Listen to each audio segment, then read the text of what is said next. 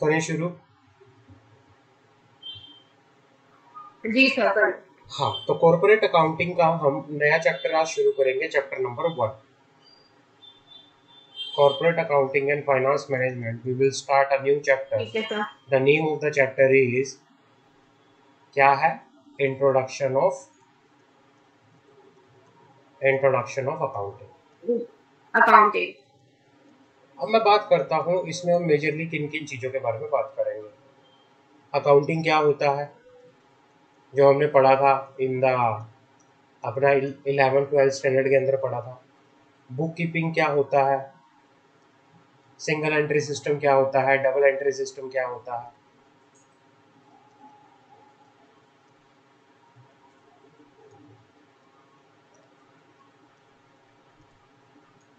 भाई उसके बाद क्या होता है कि अकाउंट्स कितने तरह के होते हैं, अकाउंट्स के कितने तरह के होते हैं। जर्नल क्या होती है,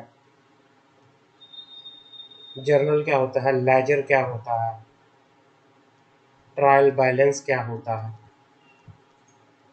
ये वाला हम सारे का सारा इस चैप्टर के अंदर बेसिकली डिफरेंट हम बात करेंगे, ठीक है ना, समझ आ गई। बेसिक चैप्टर है, बिल्कुल बेसिक चैप्टर है, हमने सारा कुछ पढ़ा हुआ है अपने 11th 12th ग्रेजुएशन, हमने सब कुछ पढ़ा हुआ है, बिल्कुल बेसिक चैप्टर है। द चैप्टर 5 नंबर का क्वेश्चन आ जाएगा इसमें से, 5 मार्क्स, 5 मार्क्स तक का क्वेश्चन आ सकता है। तो मेन कंसेप्ट क्या है? Book keeping, accounting cycle, single entry system, double entry system, accounting concept, types of account, journal, ledger, trial balance, final account. तो आपको ये कंसेप्ट पढ़ने हैं इसके, ठीक है ना। हम जल्दी से जल्दी इस चैप्टर को कवर जी सर। करेंगे, बेसिक चैप्टर है पूरे का पूरा, तो ऊपर से पढ़ते पढ़ते चले जाएंगे, ठीक है ना। जो चीज़ें हमने पहले पढ़ रखी हैं तो उनके बारे में हम बात तक भी नहीं करेंगे। टाइप्स ऑफ जी बिजनेस सर। ऑर्गेनाइजेशन हमने पढ़ रखा है।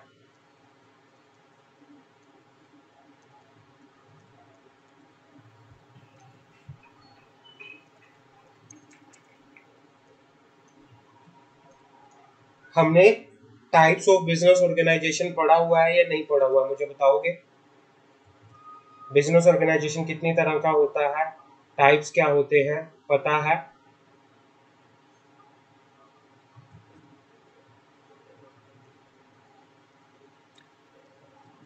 Types of business organisation.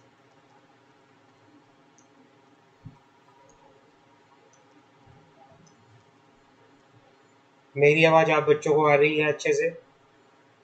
मंशा एंड सिमरन जी सर आ रही है। क्लियर है बिल्कुल? सिमरन आपको भी मेरी आवाज आ रही है, क्लियर है? जी।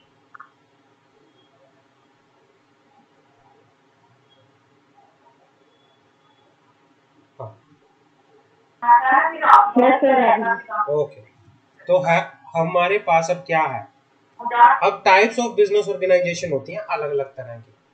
सोल प्रोप्राइटरशिप पढ़ा हुआ है हमने, सोल प्रोप्राइटरशिप हमने ये पढ़ा जी हुआ सर है। पढ़े। कंपनीज एक्ट में उसमें अपना सेटिंग अप ऑफ बिजनेस में पार्टनरशिप पढ़ा हुआ है। कॉरपोरेशन क्या होता है, कॉरपोरेशन मतलब ये कंपनी की बात कर रहा है। कोऑपरेटिव सोसाइटी क्या होता है, फ्रेंचाइजी क्या होता है, कंपनी लिमिटेड बाय गारंटी क्या होता है, कंपनी लिमिटेड बाय शेयर क्या होता है, a company limited by guarantee with share capital क्या होता है, अनलिमिटेड कंपनी क्या होता है, हमने ये सारा पढ़ा हुआ है। इस टॉपिक के अंदर आपको कोई डाउट है तो मुझे बताओ। अगर मैं आपको बोलूँ कि भाई हमने ये पढ़ा है सर अब। फ्रेंचाइजी का मतलब वो बता दीजिए। किस चीज़ का? फ्रेंचाइजी वाले। फ्रेंचाइजी का मतलब होता है कि जैसे कोई आपने, फ्रेंचाइजी बेसिकली क्या होता है, कोई फॉरेन की कंपनी है ना, कोई फॉरेन की कंपनी है या कोई बड़ी जी। ऐसी कंपनी है जिन्होंने इंडिया के अंदर अपनी क्या कर रखी है, आपको राइट दिया हुआ है, उसके नाम से, किसी बड़ी कंपनी के नाम से आप क्या कर सकते हो, कोई बिजनेस शुरू कर सकते हो। आपने क्या किया, आप जैसे आपने क्या किया, रिलायंस, रिलायंस का कोई क्या कर लिया, स्टोर ओपन कर लिया, इट मीन्स आपके पास रिलायंस की फ्रेंचाइजी है। मारुति सुजुकी का आपने कोई शोरूम ओपन कर लिया, इट मीन्स आपके पास मारुति सुजुकी की फ्रेंचाइजी है, डीलरशिप की फ्रेंचाइजी है। मतलब जब आप किसी बड़े ऑर्गेनाइजेशन की, है ना, बड़े ऑर्गेनाइजेशन के जब आप राइट्स लेते हो कि भाई आप उसके बिजनेस का यूज करके, आप उसके नाम का यूज करके बिजनेस रन करोगे, तो ये इसको फ्रेंचाइजी बोला जाता है। क्लियर है? समझ आ गई? हाँ जी जी हाँ, सर क्लियर है। तो ये होता है टाइप्स ऑफ बिजनेस एंटिटी, जो बिल्कुल भी अलग से कुछ भी इसमें एक्स्ट्रा नहीं है, आपको करवाने की मुझे जरूरत नहीं है। तो आगे हम बढ़ते हैं, यहाँ से मेन कंसेप्ट हमारा शुरू होता है अकाउंटिंग से। हमारा जो मेन कंसेप्ट है अकाउंटिंग से शुरू होता है, यहाँ से। अकाउंटिंग क्या होता है? अकाउंटिंग, अगर मैं नॉर्मली आपसे पूछूं अकाउंटिंग क्या होता है, आप मुझे बता पाओगे? सर रिकॉर्ड करना, मेंटेन अकाउंटिंग करना, कलेक्शन ऑफ डाटा रिकॉर्ड करना। हाँ, वो अकाउंटिंग का, समराइज करना। अकाउंटिंग सही बताया आपने बिल्कुल। अकाउंटिंग का मीनिंग होता है, accounting means the recording of any business activity. Accounting means recording any business transaction. Accounting mean recording any event. समझ आ गए भाई? क्या है the answer of this question can be found through recording of. Accounting means recording of business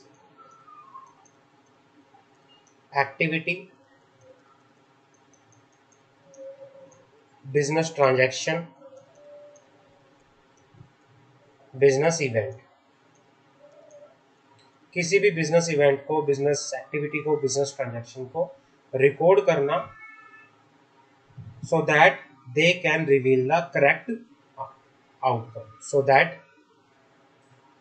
they can reveal the correct position of a organization or a business organization। भाई एक business organisation की position को properly check करने के लिए कि भाई एक बिजनेस ऑर्गेनाइजेशन प्रॉफिट में है, एक बिजनेस ऑर्गेनाइजेशन लॉस के अंदर है, कैसे पता चलेगा? जब आप प्रॉपरली क्या करोगे? रिकॉर्ड मेंटेन करोगे। कोई भी बिजनेस ट्रांजैक्शन हुई, कोई भी बिजनेस एक्टिविटी हुई, उसके प्रॉपरली रिकॉर्ड जब आप मेंटेन करोगे, उसको बोला जाता है अकाउंटिंग। समझ आ गई? क्लियर है? जी अब सर क्लियर है। प्रॉपर मीनिंग क्या है अकाउंटिंग का? प्रॉपर मीनिंग की अगर मैं बात करूं, accounting also known as accountancy. हमने पढ़ा हुआ है 11th के अंदर, हमने पढ़ा था अकाउंटेंसी की बुक के अंदर, accounting known as accountancy. Accountancy जो होती है, इट इज अ प्रोसेस होती है। ये क्या है? एक तरह से आर्ट है accountancy. Accounts known as accountancy is the measurement, processing and communication of. Accounts जो है, अकाउंट्स जो है अकाउंटेंसी है। और अकाउंटेंसी क्या है? जिसमें हम क्या करते हैं? मीजर करते हैं, जिसमें हम प्रोसेस करते हैं, जिसके अंदर हम कम्युनिकेट करते हैं। क्या करते हैं? मीजर करते हैं, प्रोसेस करते हैं, कम्युनिकेट करते हैं। किस चीज को? फाइनेंशियल डाटा को और नॉन फाइनेंशियल इंफॉर्मेशन को। अकाउंटेंसी के अंदर हम हर एक financial information, non financial information को क्या करते हैं?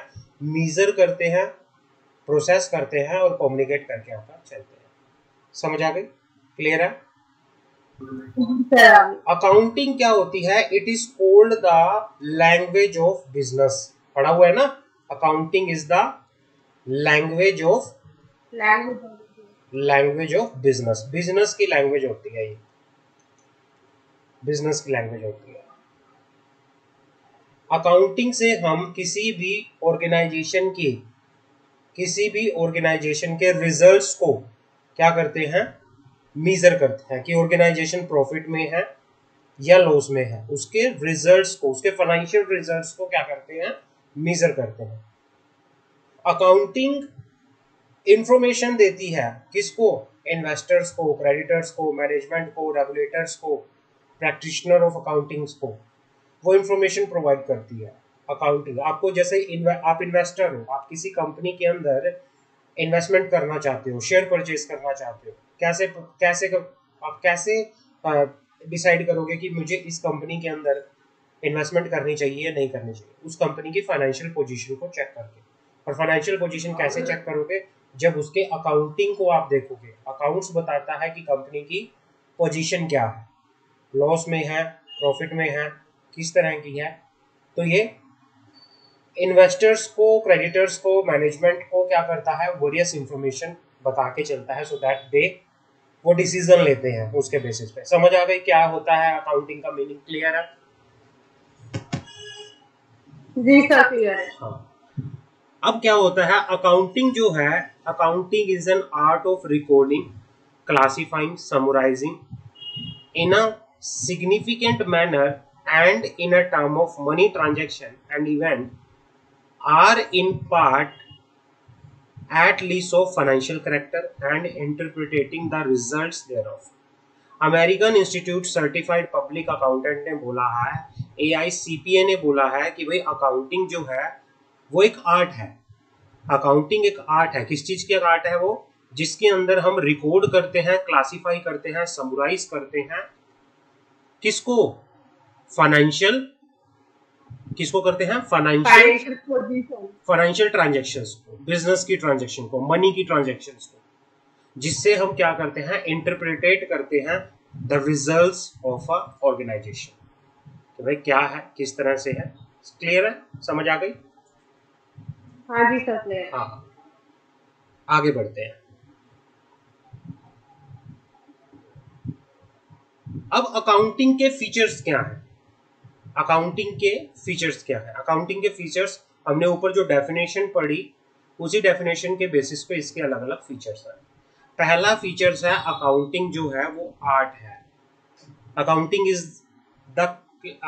Is the classify has an art. Accounting को आर्ट बोला गया है।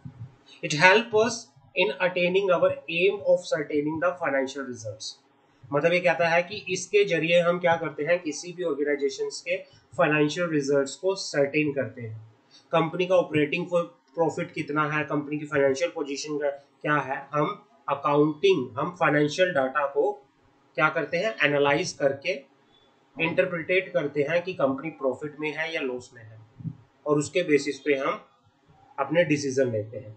तो इसे it means accounting is an art. Accounting art है जो हमें हेल्प करती है किस चीज के लिए, फाइनेंशियल डाटा को सर्टेन करने के लिए।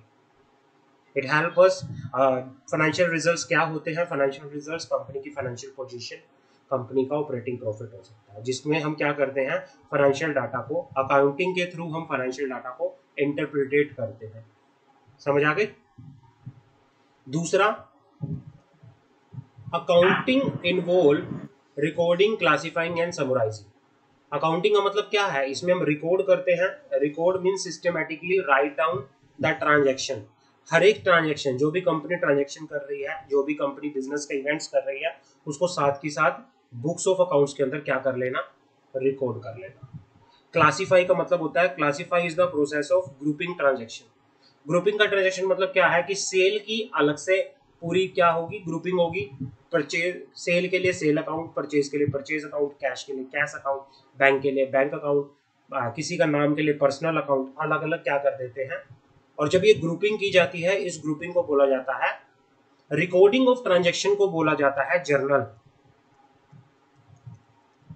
रिकॉर्डिंग ऑफ ट्रांजैक्शन को बोला जाता है जर्नल। क्लासिफाइंग मतलब ग्रुपिंग ऑफ ट्रांजैक्शन को बोला जाता है लेजर बनाना, हम लेजर बनाते हैं। और समराइजिंग ऑफ ट्रांजैक्शन को बोला जाता है ट्रायल बैलेंस बनाना, ट्रायल बैलेंस। तो अकाउंट्स के अंदर, अकाउंटेंसी के अंदर हम क्या करते हैं, हम रिकॉर्ड करते हैं। इट मींस कि record every business transaction. Classify करते हैं, हर एक ट्रांजैक्शन का अलग से अकाउंट्स मेंटेन करते हैं, लेजर बनाते हैं। और उसको समराइज करते हैं, दैट इज उसको एक प्रॉपरली उसका डाटा की समरी बनाते हैं, जिसको ट्रायल बैलेंस बोला जाता है। और उसके बेसिस पे, ट्रायल बैलेंस के बेसिस पे हम क्या प्रिपेयर करते हैं, अपना profit and loss account and balance sheet prepare करते हैं। क्लियर है? Point number 1, point number 2 is clear? कोई डाउट? Yes sir clear. तीसरा point, it record transaction in the terms of money. Obviously हम अकाउंट्स के अंदर क्या करते हैं, जब भी हम जर्नल एंट्री करते हैं, जब भी हम लेजर बनाते हैं, जब भी हम ट्रायल बैलेंस बनाते हैं, या जब भी हम प्रॉफिट एंड लॉस अकाउंट्स बनाते हैं, बैलेंस शीट बनाते हैं, हम मनी की टर्म्स के अंदर ट्रांजेक्शन को क्या करते हैं, रिकॉर्ड करते हैं। मेजरमेंट ऑफ मनी होता है। चौथा पॉइंट क्या है, it record only those transaction event which are financial character. Accountancy जो होती है फाइनेंशियल लैंग्वेज होती है, फाइनेंस की लैंग्वेज होती है। इसका कैरेक्टर क्या होता है, फाइनेंशियल कैरेक्टर होता है। ये सिर्फ फाइनेंशियल मनी टर्म्स को ही रिकॉर्ड करती है। अकाउंटेंसी क्या है, सिर्फ मनी टर्म को ही क्या करती है, रिकॉर्ड करती है, ओनली मनी। समझ आ गई? तो ये लैंग्वेज ऑफ बिजनेस है जो सिर्फ फाइनेंशियल कैरेक्टर मनी टर्म को ही रिकॉर्ड करती है, और उसके बेसिस पे ये इंटरप्रिटेशन निकालती है कि कंपनी की क्या है पोजीशन, क्या है फाइनेंशियल पोजीशन क्या है। क्लियर है? It is the art of interpreting the results of operation. और उसी के बेसिस पे जब हम रिकॉर्ड करते हैं, फाइनेंशियल ट्रांजैक्शंस को रिकॉर्ड करते हैं, तो भाई उसी के बेसिस पे हम डिसीजन लेते हैं कि भाई फाइनेंशियल पोजीशन क्या है, एक ऑर्गेनाइजेशन की फाइनेंशियल पोजीशन किस तरह की है, प्रॉफिट है, लॉस है, वो हम उस बेसिस पे क्या करते हैं, डिसीजन लेते हैं। तो यहाँ पे कैरेक्टर समझ आ गए, फीचर समझ आ गए अकाउंटिंग के। क्लियर है? आगे बढ़े। हाँ जी सर, आगे प्लीज। हाँ। जी सर। ऑब्जेक्टिव क्या है अकाउंटिंग की? What are the objective of accounting? पहला, providing information to the user for the rational decision making. आप इन्वेस्टर हो, आपको किसी कंपनी के अंदर इन्वेस्टमेंट करनी है, आपको किसी कंपनी को लोन देना है। आप सबसे पहले चेक करोगे कि कंपनी की बिजनेस एक्टिविटी कैसी है, कंपनी की सेल्स कैसी है, कंपनी का फ्यूचर कैसा है, और उसी के बेसिस पे अब कैसे डिसाइड करोगे, आप उसके अकाउंट्स को देखोगे। अकाउंट्स के अंदर अगर सब कुछ आपको अच्छा लगा तो उसके बेसिस पे आप डिसीजन लेगो कि भाई कंपनी का फ्यूचर ग्रोइंग है, ग्रोथ है कंपनी में, मैं इन्वेस्टमेंट करूं तो मुझे एक अच्छा रिटर्न मिलेगा। तो ऑब्जेक्टिव क्या है?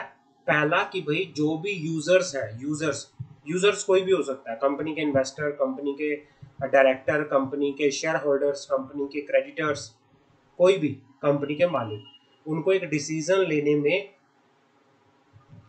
लेने के लिए अकाउंटिंग क्या करती है, इंफॉर्मेशन प्रोवाइड करती है। समझ आ गई? क्लियर है? Accounting provide useful information for decision making to the stakeholder such as owner, management, creditor, investor and other stakeholder. Various outcome of business activities such as cost, price, sale, volume, value, under ownership and the return of investment are measured in accounting process. Accounting से हमें पता चलता है कि किसी company की cost कितनी है, प्राइस कितना है, सेल कितना है, हमें सारा अकाउंटिंग से पता चलता है। तो जिसके बेसिस पे फिर क्या होता है, स्टेक होल्डर क्या करते हैं, डिसीजन लेते हैं। क्लियर है? और इसीलिए अकाउंटिंग को आइडेंटिफाई किया गया है द लैंग्वेज ऑफ बिजनेस। पहला पॉइंट क्लियर है? जी सर, क्लियर है। दूसरा point, systematic recording of transaction. दूसरा पॉइंट क्या है, इसके अंदर सारी की सारी बिजनेस जो ट्रांजैक्शंस होती है उसको टाइमली मैनर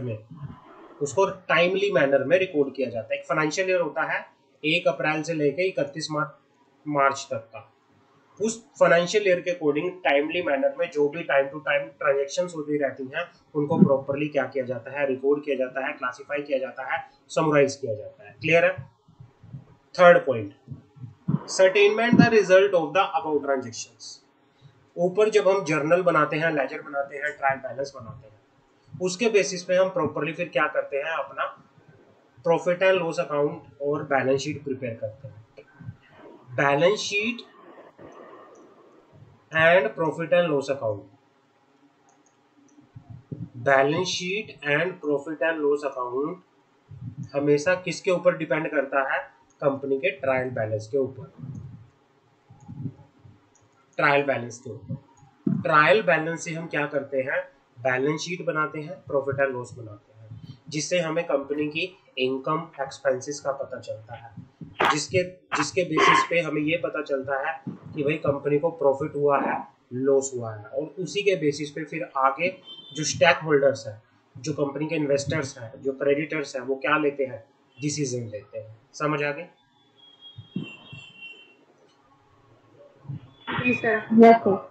कि भाई profit and loss is the core accounting measurement done and measure by the preparing a profit and loss account for a particular period. मतलब ये कहना चाह रहा है कि प्रॉफिट एंड लॉस अकाउंट्स पूरा हम प्रिपेयर करते हैं और उसके बेसिस पे हमें इनकम का और एक्सपेंसेस का पता चलता है, और उनके डिफरेंसेस जो होता है, इनकम और एक्सपेंसेस का डिफरेंसेस जो होता है, उससे हमें क्या पता चलता है, उससे हमें प्रॉफिट एंड लॉस अकाउंट का पता चलता है। और प्रॉफिट एंड लॉस जब हमें पता चलता है तो उसके बाद कि जो भी डिसीजंस होता है स्टेक होल्डर्स का, वो डिसीजन वो लेके आकर चलते हैं, उससे वो सर्टेन करते हैं कि कंपनी की पोजीशन क्या है, कंपनी लॉस में है, कंपनी प्रॉफिट में है।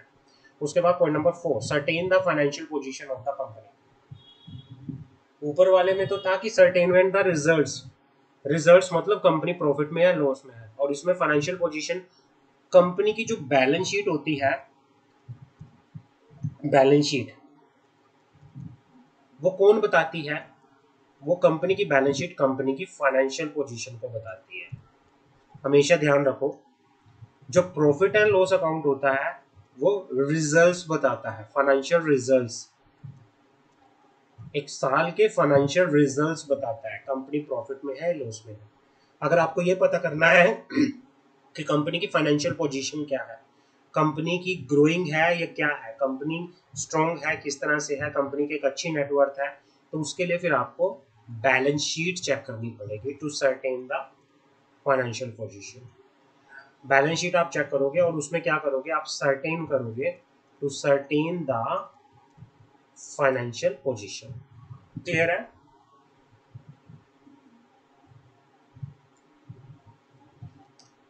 समझ आ गई? कोई डाउट?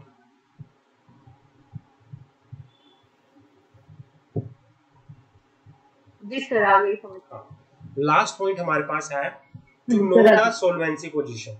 सोल्वेंसी का मतलब होता है कि कंपनी के पास इतना पैसा है जिससे वो क्या कर सकता है, अपनी ऑब्लिगेशंस को एक लंबे टाइम के लिए पूरा कर सकता है। ऐसा नहीं होना चाहिए कि भाई कंपनी के पास पैसा नहीं है और कंपनी के बहुत सारे क्रेडिटर हैं।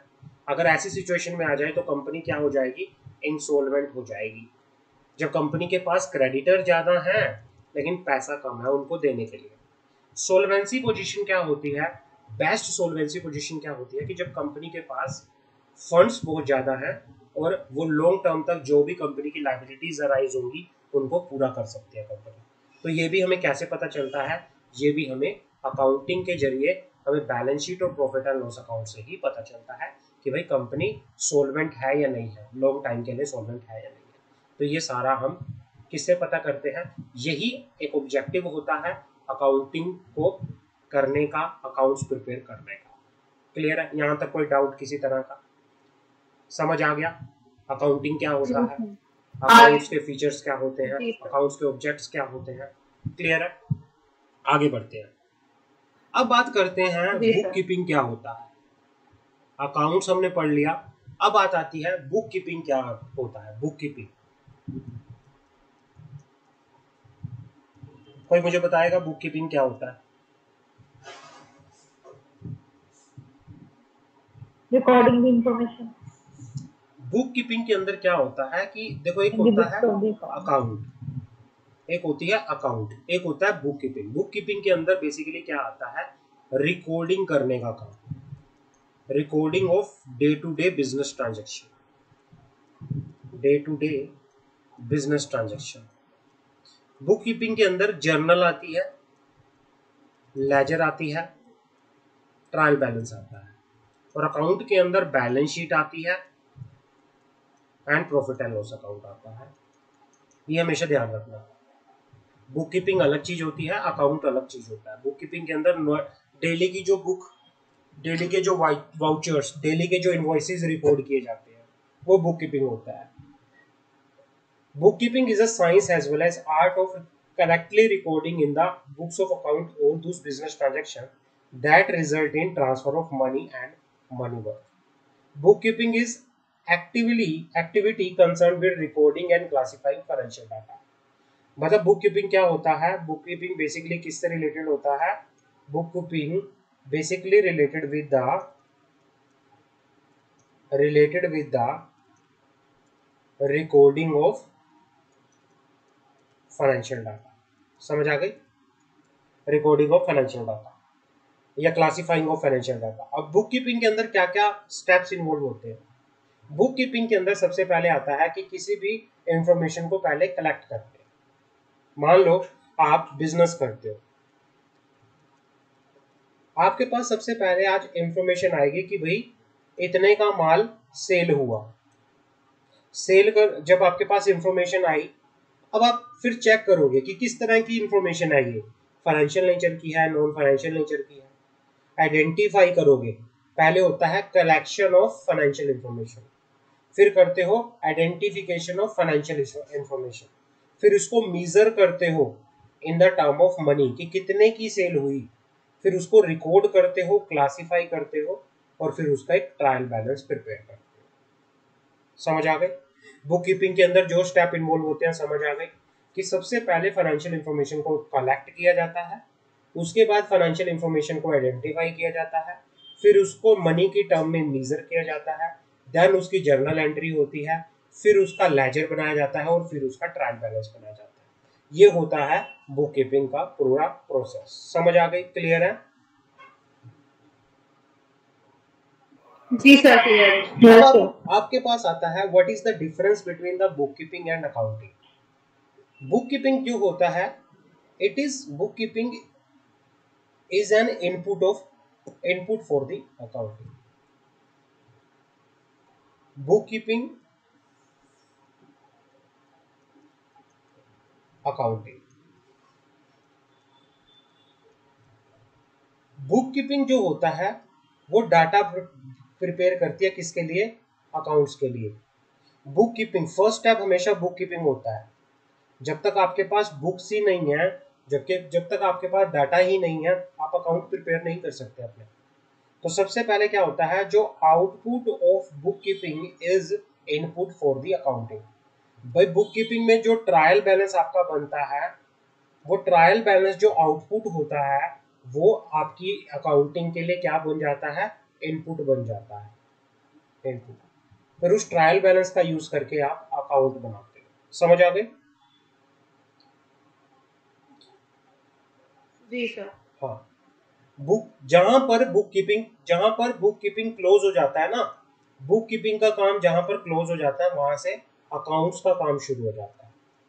मान लो आपने 1 अप्रैल से लेके 31 मार्च तक के, 31 मार्च को क्लोजिंग होती है, आप कहते हैं ना क्लोजिंग चल रही है, इट मीन्स कि आपके बुक्स ऑफ अकाउंट्स क्या हो रहे हैं?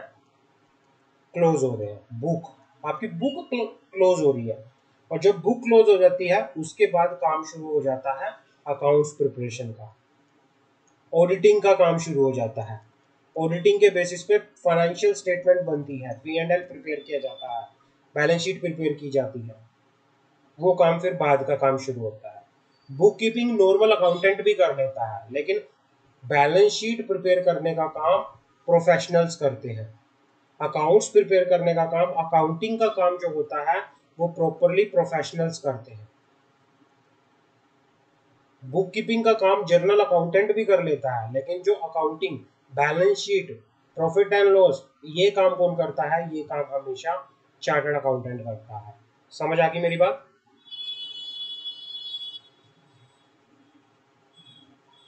जी सर। हाँ।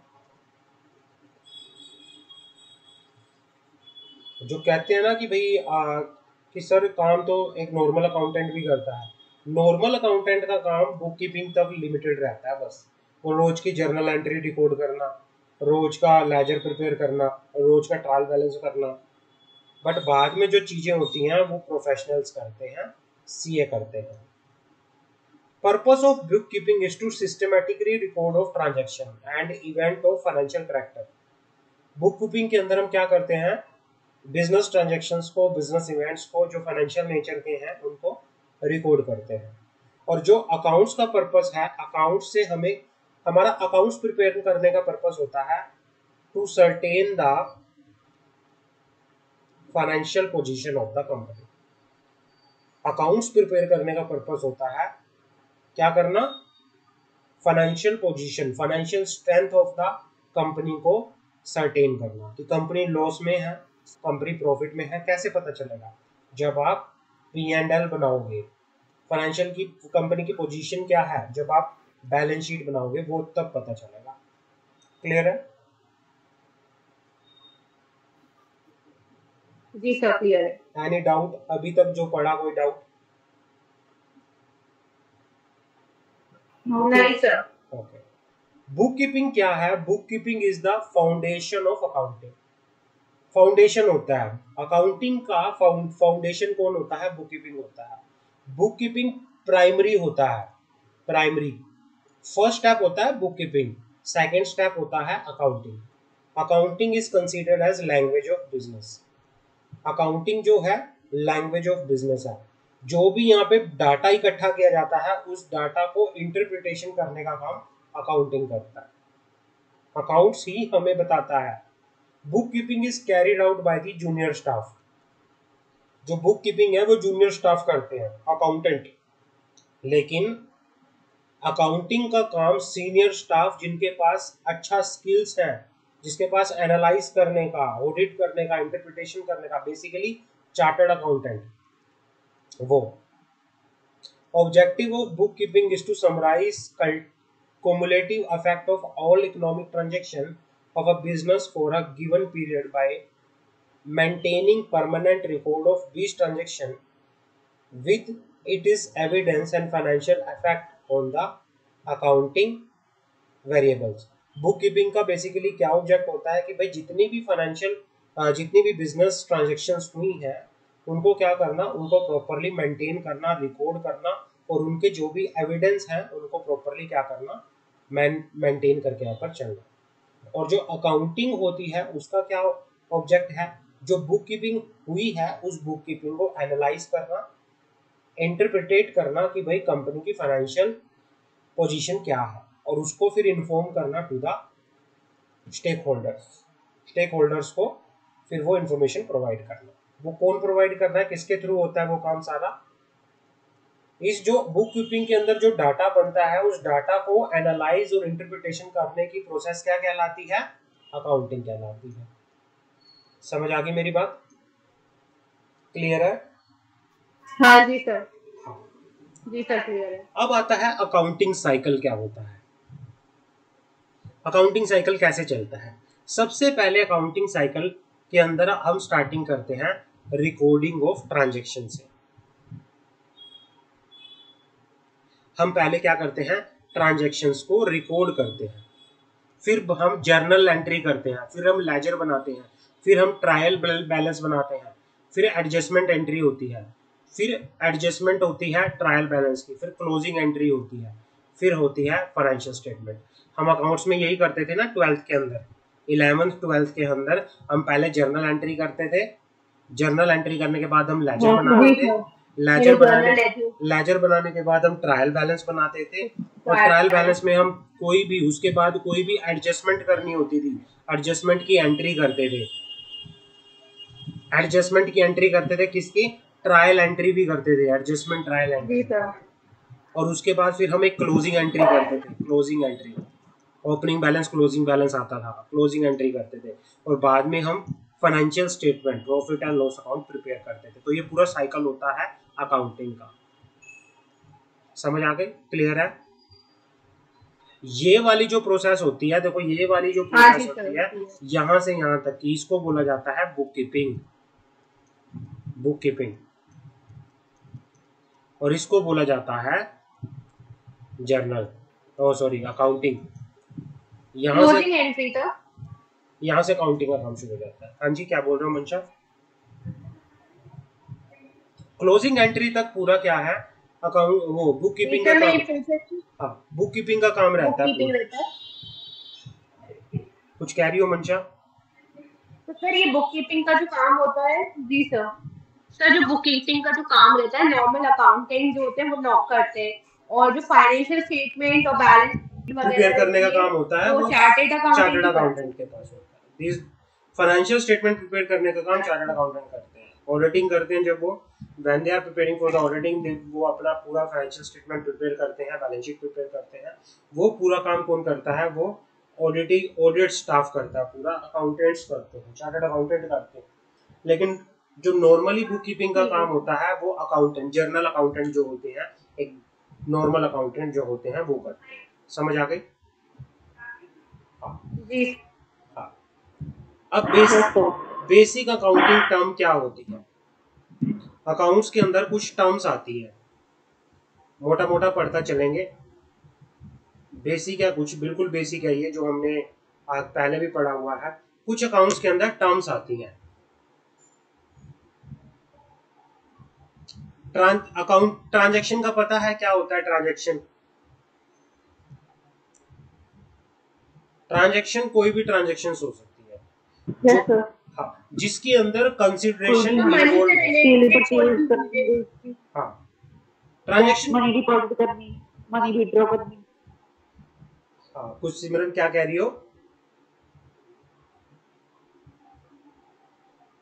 ट्रांजैक्शन कोई भी सेल परचेज की कोई भी एक्टिविटी हाँ, होगी, कोई मनी भी ऐसी डिपॉजिट करना, ट्रांजैक्शन मनी विड्रॉ मीन्स करनी, एनी वो business transaction. Transaction, any business transaction, any business transaction कह लो या एक्टिविटी कह लो जिसके अंदर इन्वॉल्व होता तो है सर सिंपल लैंग्वेज में ये कह सकते हैं मनी से रिलेटेड कोई भी इवेंट, देखो चाहे वो मैं ये कह रहा हूं कि भाई ऐसी कोई भी ट्रांजैक्शन जिसके अंदर कंसिडरेशन इन्वॉल्व होता है।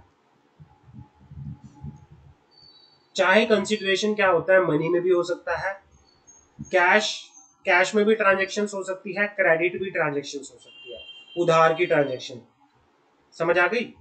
कोई भी ऐसी बिजनेस एक्टिविटी जिसके अंदर जी सर कंसिडरेशन होता है। कंसिडरेशन मनी में भी हो सकता मनी है से रिलेटेड। और अदर ठीक है बेसिकली मनी में ही रहता है। और ट्रांजैक्शन कैश ट्रांजैक्शन भी हो सकती है, क्रेडिट ट्रांजैक्शन भी हो सकता है। ट्रांजैक्शन किस तरह की होती है? परचेज ऑफ गुड्स, है ना, कोई भी purchase of goods, sale of goods, किसी को पेमेंट करना, ये सारा क्या होता है? ट्रांजैक्शंस होती है। बिल्कुल बेसिक चीज है, ठीक है आप पढ़ोगे तो आपको पता चल जाएगा क्या है क्या नहीं है। समझ आ गई? हाँ जी सर। दूसरा हमारे पास आता है इवेंट। क्या होता है इवेंट? इवेंट पढ़ लेते हैं। इवेंट में भी describe any incidence that occur has a result of something. कोई भी ऐसा इंसिडेंस जो कोई भी ऐसा इंसिडेंस किसी रिजल्ट्स के होने से, कोई भी ऐसा इंसिडेंस जो होता है उसे इवेंट कहते हैं।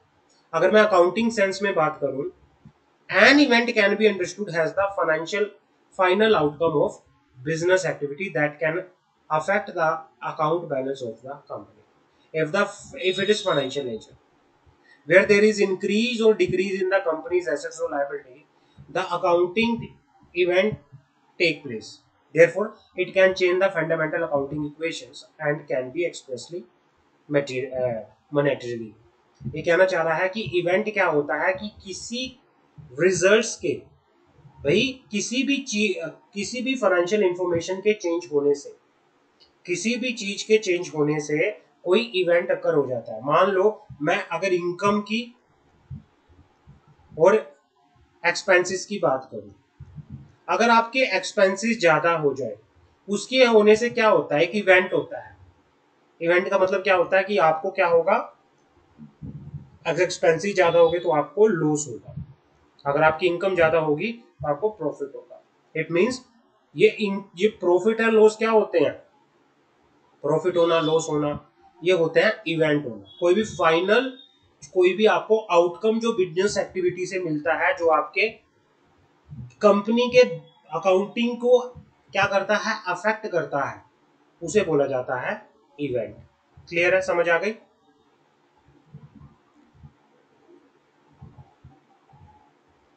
जी सर क्लियर है। गुड्स एंड सर्विसेज क्या होती हैं? Goods and services yes sir clear.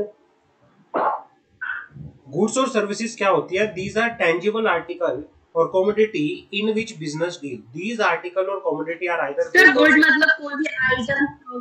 कोई भी, देखो गुड्स क्या होता है? कोई भी ऐसी चीज, कोई भी ऐसा आर्टिकल जिसको हम सेल या परचेज कर सकते हैं। समझ आ गई? At a time what may be classified हाँ एज जी sir. Good to one business firm may not be good to other business firm. भाई गुड्स जो होती हैं, गुड्स अलग बिजनेस के लिए, अलग चीजों के लिए क्या होता है? हर बिजनेस ऑर्गेनाइजेशन के लिए गुड्स और सर्विसेज का मीनिंग अलग होता है। मान लो हमारी ऑर्गेनाइजेशन के लिए कोई चीज गुड है, हो सकता है दूसरी ऑर्गेनाइजेशन के लिए वो चीज गुड ना हो।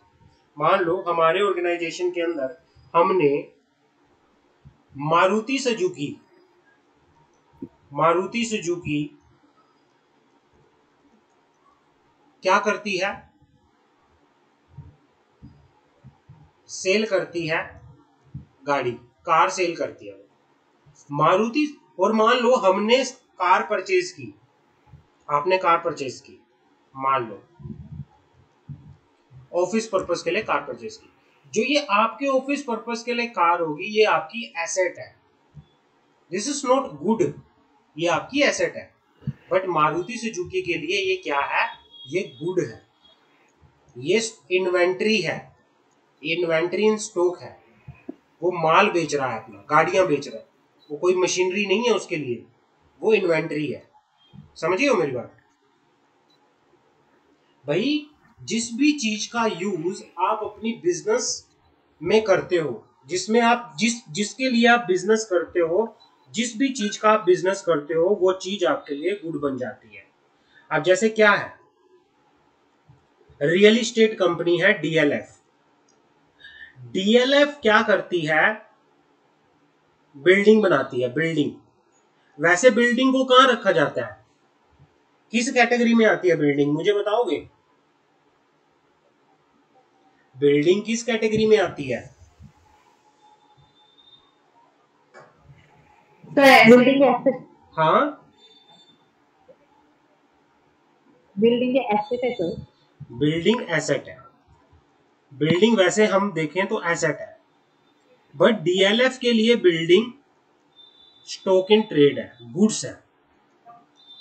बट कंपनी के लिए वो गुड है, क्योंकि डीएलएफ जो बिल्डिंग अपनी बना के बेच रही है, वो डीएलएफ का क्या है, वो डीएलएफ का स्टॉक इन ट्रेड है, वो उसका माल है जो वो बेचती है, चाहे वो बड़ी बिल्डिंग ही क्यों ना हो। मान लो हमने डीएलएफ में से ऑफिस पर्पस के लिए बिल्डिंग परचेज की, तो वो हमारी असेट है। तो इसने यही बोला है कि भाई गुड्स और सर्विस की डेफिनेशन हर एक ऑर्गेनाइजेशन के लिए अलग अलग है। हो सकता है हमारे लिए कोई चीज गुड हो, तो दूसरे बिजनेस के लिए वो गुड क्या हो सकती है, एसेट हो सकती है। समझ आ गई? तो आपको ये चीज ध्यान रखनी है। जी सर, आ गया। क्लियर है भाई? एक चीज हमेशा लिख लो, कोई भी कंपनी, कोई भी बिजनेस ऑर्गेनाइजेशन जिस चीज का बिजनेस करती है, कोई भी चीज वो बेचती है, चाहे वो कैपिटल नेचर की भी क्यों ना हो, चाहे वो गाड़ी हो, चाहे वो बिल्डिंग हो, चाहे वो बड़ी कोई टैंक हो, कुछ भी हो, उसके लिए वो क्या होती है, उसका स्टॉक होती है, वो माल होता है उसका जिसको वो बेचती है। उसके लिए वो चीजें होती है उसकी गुड, वो उसकी एसेट नहीं होती, वो उसकी क्या होती है, स्टॉक होता है, वो उसकी गुड्स होती है। क्लियर है? समझ आ गई? जी sir. Capital expenditure, capital expenditure क्या होता है मुझे बताओगे? तो जो कि लंबे समय 12 मंथ से ज्यादा होता है भाई कैपिटल एक्सपेंडिचर वो एक्सपेंडिचर होता है जो सिर्फ वन टाइम किया जाता है, जो रिकरिंग नेचर का नहीं होता, वन टाइम होता है। आपने एक गाड़ी परचेज की, कार परचेज की, क्या आप कार रोज परचेज करते हो? नहीं। ये वो खर्चे होते हैं जो आप फिक्स एसेट्स को परचेज करने के लिए करते हो। आपने कोई मशीनरी परचेज की, आपने कोई बिल्डिंग परचेज की, आपने कोई मान लो कोई गाड़ी परचेज की। जो एक्सपेंसेस रिकरिंग नेचर का नहीं होता, जो एक्सपेंसेस सिर्फ वन टाइम होता है, और लॉन्ग किसी फिक्स एसेट्स को आप बिजनेस पर्पस के लिए यूज करते हो, जिस फिक्स एसेट्स का यूज करके आप एक प्रॉफिट अर्न करना चाहते हो, उसे बोला जाता है कैपिटल एक्सपेंडिचर। मतलब ऐसा एक्सपेंडिचर जो आप किस पर्पस के लिए करते हो, किसी फिक्स एसेट्स को परचेज करने के लिए करते हो। समझ आ गई? और उस फिक्स एसेट्स का यूज आप अपने बिजनेस पर्पस के लिए करते हो। क्लियर है? रेवेन्यू एक्सपेंडिचर क्या होते हैं? रेवेन्यू भाई जो आपके डेली डेली के खर्चे होते हैं, जो रिकरिंग नेचर के होते हैं, जो आप day to day business affair में खर्चे करते हो। कोई इंश्योरेंस का खर्चा, एम्प्लॉय की सैलरी आपको बार बार देनी पड़ती है, वेजिस का खर्चा आपको बार बार करना पड़ता है, भाई आपको रिपेयर करवानी पड़ती है, वो बार बार होती है, आपको क्या करना है, कोई रेंट पे करना होता है, बार बार करना पड़ता है। ये सारे खर्चे क्या होते हैं, ये रिकरिंग नेचर के होते हैं, आपको बार बार करने पड़ते हैं, तो इनको बोलते हैं रेवेन्यू। रेवेन्यू खर्चे समझ आ गई? क्लियर है? जी sir clear. Sir in profit, दोनों के बीच में डिफरेंस तो नहीं फंसेगा? हाँ जी, तो कैपिटल एक्सपेंडिचर और रेवेन्यू एक्सपेंडिचर में जैसे हम लोग के डिफरेंस आता था, अब भी आ सकता है क्या कैपिटल एक्सपेंडिचर रेवेन्यू एक्सपेंडिचर में ग्रेजुएशन में? मैं समझ नहीं पा रहा आपकी बात क्या कह रहे हो, आपकी वॉइस मुझे प्रॉपरली ऑडिबल नहीं आ रही। सर इन दोनों के बीच में सर कैपिटल एक्सपेंडिचर और रेवेन्यू एक्सपेंडिचर के बीच में क्या डिफरेंस आ सकता है? डिफरेंशिएट बिटवीन आ सम सकता है, एक्सपेंस। आ सकता है, डेफिनेटली आ सकता है, 2 नंबर का क्वेश्चन या 3 नंबर के क्वेश्चन में आ सकता है। Explain the difference between the capital expenditure and revenue expenditure, आपसे पूछ सकते हैं। क्योंकि सर इस टाइप का क्वेश्चन ना ग्रेजुएशन के टाइम पे भी फंसा था, इसलिए नहीं मैंने नहीं, आ डाला। सकता है, कोई दिक्कत ऐसी है ही नहीं कोई, आपसे पूछ सकते हैं। आगे बढ़े, ठीक है सर। समझ आ रहा है? जी सर। अभी तक जितना मैंने करवाया समझ आया? Yes sir. जी सर आ गया समझ में। अब क्या प्रॉफिट एंड लॉस अकाउंट क्या होता है, मुझे बताओगे? प्रॉफिट एंड लॉस अकाउंट्स क्या होता है? प्रॉफिट एंड लॉस अकाउंट्स वो अकाउंट होता है जो हमें बताता है कि कंपनी ने कितना इनकम अर्न किया, कितना कंपनी ने खर्चा किया, और उसके बेसिस पे। और जो प्रॉफिट एंड लॉस अकाउंट होता है एक प्रॉपर पीरियड के लिए होता है, एक अकाउंटिंग पीरियड के लिए होता है, ईयरली होता है, जो स्टार्ट होता है 1 अप्रैल से लेके और एंड होता है 31 मार्च। जो हमें प्रॉफिट एंड लॉस अकाउंट हमें नेट रिजल्ट्स बताता है कि भाई कितना कंपनी को लॉस हुआ, कितना कंपनी को प्रॉफिट हुआ, वो हमें कहाँ से पता चलता है? प्रॉफिट एंड लॉस अकाउंट से पता करके अपन प्रॉफिट एंड लॉस। समझ आ गया। प्रॉफिट कब होगा कंपनी को? जब जी कंपनी का सर। रेवेन्यू कंपनी के एक्सपेंडिचर से ज्यादा होगा तब प्रॉफिट होगा, और जब कंपनी का एक्सपेंसेस उसके रेवेन्यू से ज्यादा हो तो कंपनी को क्या होगा? लॉस होगा। क्लियर है? Any doubt? Yes sir. किसी तरह का कोई नो डाउट? सर। आगे बढ़ सकते हैं हम? No sir. नहीं सर नहीं डाउट। हाँ, हाँ जी सर। अब आता है हमारे पास ट्रेड डिस्काउंट क्या होता है। ट्रेड डिस्काउंट, ट्रेड डिस्काउंट का मतलब होता है कि मान लो आपको, कई बार हम ये नहीं कहते होलसेल में माल सस्ता मिलता है,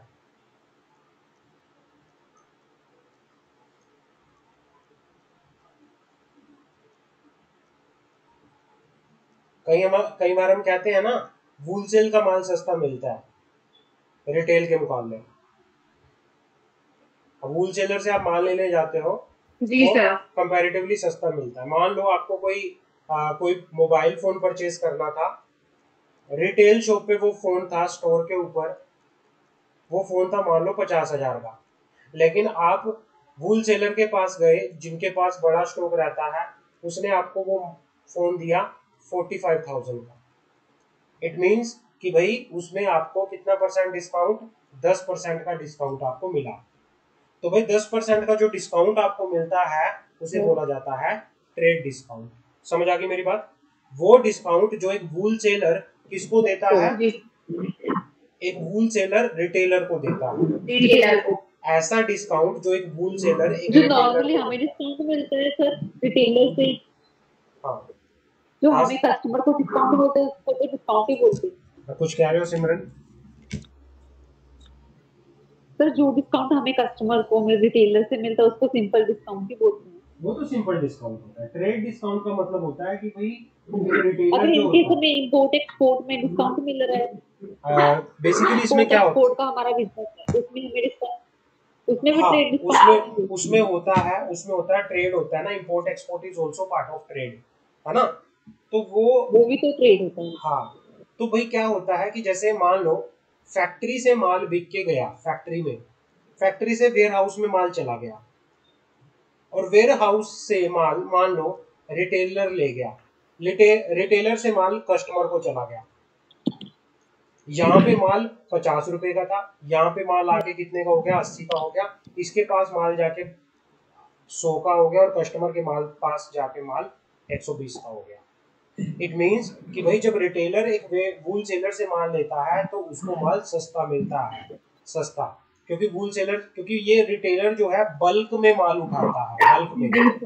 जब हम बल्क में माल उठाते हैं कई बार आपको शॉपकीपर भी बोलता होगा कि भाई आप बल्क में ले जाओ, आपको अच्छा डिस्काउंट लगा देंगे।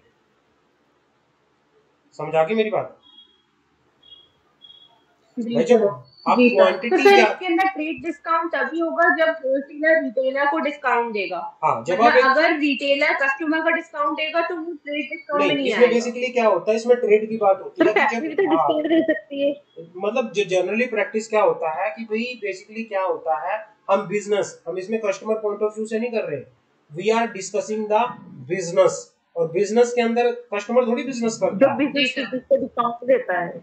कस्टमर बिजनेस ही नहीं करता, मतलब इसमें हम बिजनेस ट्रांजैक्शन को यूज करते हाँ हैं। जी। बिजनेस के अंदर होलसेलर बिजनेस में आते हैं, रिटेलर बिजनेस में आता है। रिटेलर होलसेलर के पास गया, उसने मान लो काफी सारी क्वांटिटी में कुछ भी ऑर्डर कर लिया और उसने कह दिया कि भाई अगर आप इतनी क्वांटिटी लेते हो आपको अच्छा डिस्काउंट देंगे, ठीक है, तो उसने डिस्काउंट दे दिया कि भाई अगर चलो ठीक है 50,000 का माल है, हम आपको माल दे देंगे कितने का, 40,000 का, सीधा सीधा मोटा मोटा डिस्काउंट आपको दे देंगे।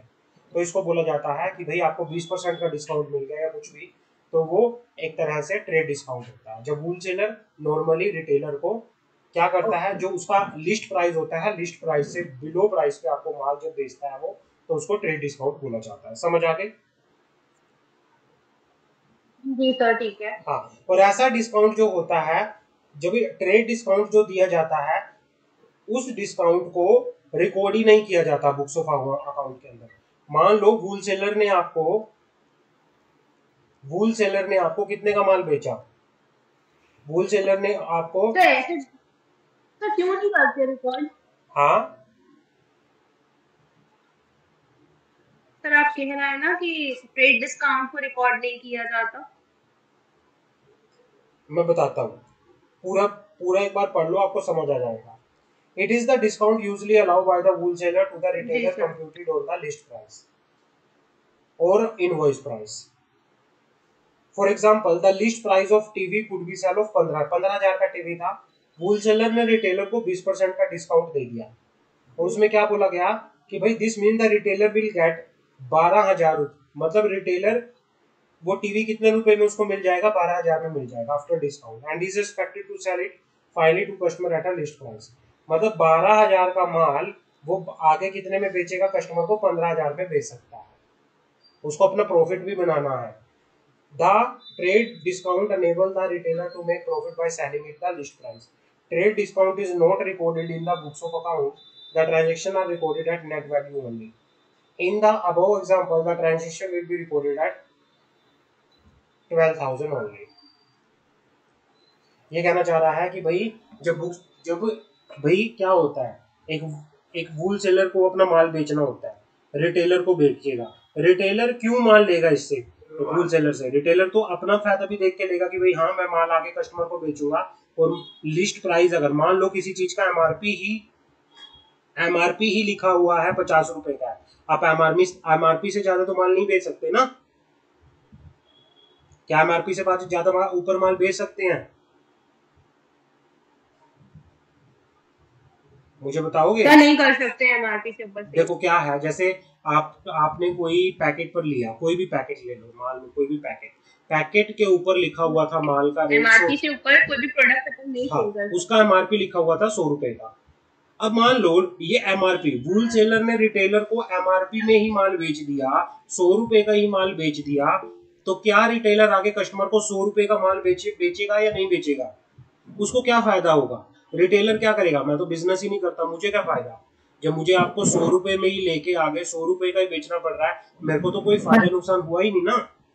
तो वूल सेलर, जब रिटेलर ही नहीं होंगे तो वूल सेलर से कौन माल लेगा, कोई भी नहीं लेगा। तो इस केस में वूल सेलर अपने बिजनेस को अच्छे से करने के लिए क्या करता है कि भाई चलो तो आप ऐसा करो, वैसे तो इसका एमआरपी प्राइस कितना है, 100 रुपए है, हम आपको डिस्काउंट देते हैं, हम आपको ये माल 70 का देते हैं, सो दैट आप ₹30 का प्रॉफिट कमा सको आगे से।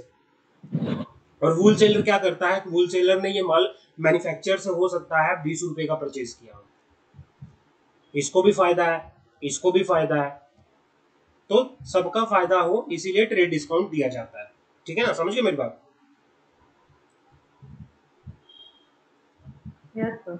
हाँ, कोई डाउट है इसमें? कोई डाउट? सिमरन एंड मंशा? नहीं सर, नहीं। चलो आगे बढ़े। नो सर, कोई डाउट। चलो आगे हमारे पास आता है कैश डिस्काउंट क्या होता है। और कैश डिस्काउंट की बात करते हैं। मान लो आपकी कोई शॉप है, आपकी कोई शॉप है, एकदम से आपकी शॉप में क्या हो गया, कोई माल खत्म हो गया, आपने वूल सेलर को बोला कि मुझे फटाफट इतनी क्वांटिटी पहुंचा दो। और वूल सेलर से रिटेलर हमेशा उधार में ही माल उठाते हैं, एकदम से पैसे नहीं देते वो। मान लो एक साथ उन्होंने 1 लाख रुपए का माल मंगवा लिया और वूल सेलर ने भेज दिया। वूल सेलर को कई बार दिक्कत आ जाती है रिटेलर से माल को वापस लेने में, वो पैसे को वापस रिकवर करने में। रिटेलर तो माल उठाता रहता है लेकिन पैसे वापस करने में देरी करता है। तो पता है क्या कहता है उसके बदले में वूल सेलर? क्या कहता है वूल सेलर? कहता है कि भाई सुन, अगर तू कैश दे के मेरे को आज ही पैसे दे देगा ना, मैं तेरे को कैश डिस्काउंट भी दूंगा, ट्रेड डिस्काउंट तो दूंगा प्लस तेरे को कैश डिस्काउंट भी दूंगा। भाई मान ले चलो मैं तेरे को ट्रेड डिस्काउंट में 12,000 का बेच रहा हूँ, प्लस मैं तेरे को ना 1,000 रुपए का और डिस्काउंट देता हूँ अगर तू आज ही मेरे को पैसा देगा। कई बार वूल सेलर क्या करते हैं, अपने पैसे को जल्दी से रिकवर करने के लिए उनको लालच देते हैं कि भाई ट्रेड डिस्काउंट के बाद तेरे को मैं माल 12,000 का बेचूंगा, अगर तू मेरे को पैसे आज ही दे देता है तो मैं माल तेरे को 11,000 का दूंगा। तो वो कैश डिस्काउंट भी देते हैं। ठीक है ना, समझ आ गई मेरी बात? हाँ जी बोलिए सर। हाँ, तो ये होता है कैश पैसा निकालने के निंजा टेक्निक। हाँ, कि भाई कई बार क्या कैश डिस्काउंट बुक्स में रिकॉर्ड होता है, कैश डिस्काउंट की रिकॉर्डिंग होती है, कैश डिस्काउंट होता है इसकी तो रिकॉर्डिंग होती है बुक्स ऑफ अकाउंट्स के अंदर, ट्रेड डिस्काउंट की नहीं होती। ये तो एक जेन्युइन ही हुआ है। हाँ, बुक्स ऑफ अकाउंट में कैश को पूरा रिकॉर्ड किया जाता है जो कैश डिस्काउंट होता है, क्योंकि मनी होगी ना प्रॉपरली,